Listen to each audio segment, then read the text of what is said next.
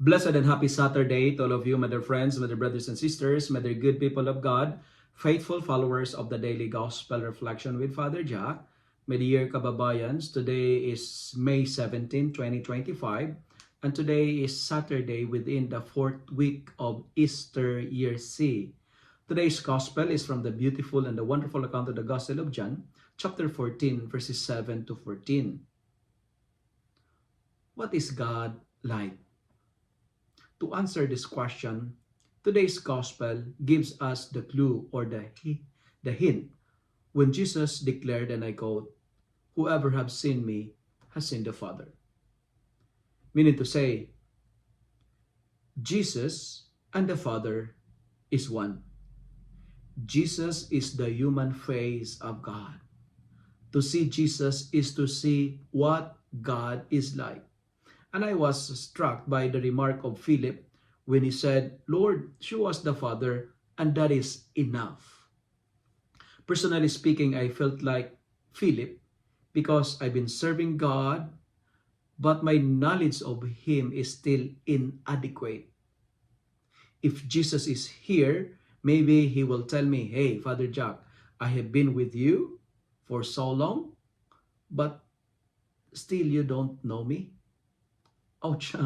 The message is sometimes for me is quite I feel like it's a shame, sometimes we're like Philip because we're serving the Lord, but our lips are close to Him, but our hearts are far from Him.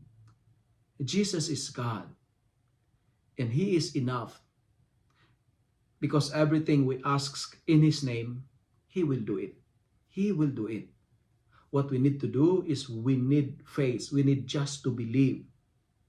My dear friends, I felt like Philip because, like me, as what I've told you, Philip is close with Jesus, yet so far. That's the irony.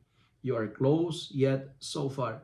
Philip is, God is with Philip, but he don't know fully who Jesus is. And that's why his question was, show us the Father, and show us the Father, and that's enough. Show us the Father was Philip's concern. The irony of life sometimes is like this. Those people, including myself, who are close to God, are sometimes, actually, we are far from Him. Nowadays, many are claiming that they are close to Jesus, but their actions are far from their beliefs. We are familiar with so many prayers, but our mouths are also experts of so many not good things like gossips, swearing, and any foul words. Today, I challenge myself and you, my dear friends,